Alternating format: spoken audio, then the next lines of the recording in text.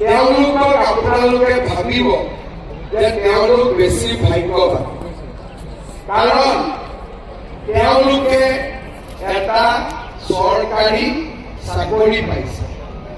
কিন্তু যোনে চাকৰি কৰে সি বেলেগক চাকৰি দিব নোৱাৰে।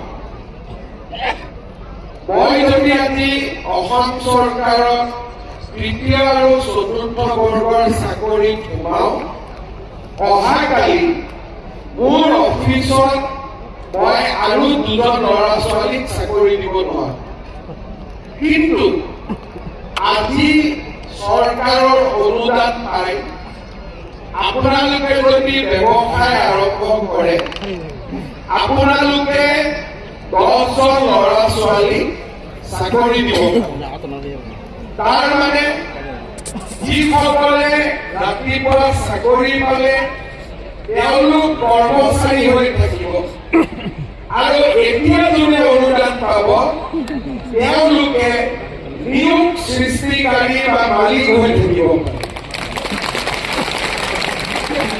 এইটোৱে হৈছে দুইটাৰ মাজত পাৰ্থক্য। যি মানুহৰ মনত উদ্যমিতা থাকে, যি মানুহৰ মনত সাহস থাকে, যি মানুহৰ মনত কিবা এটা কৰাৰ সপোন থাকে, তেওঁ কেতিয়াও চৰকাৰী চাকৰি দুষ্টাল নকৰে।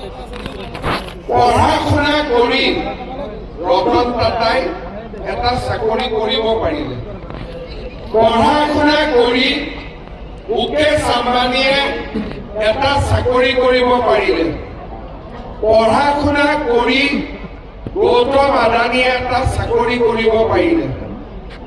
কিন্তু তেওঁলোকৰ মনত এটা উৎসাহ আছিলে যে নহয়, চাকৰি কৰিবৰ কাৰণে আৰু 10জন আছে, কিন্তু মই জীৱনত এনেকুৱা এটা কাম কৰিব খোজো যাতে মই আনক চাকৰি দিব পাৰোঁ।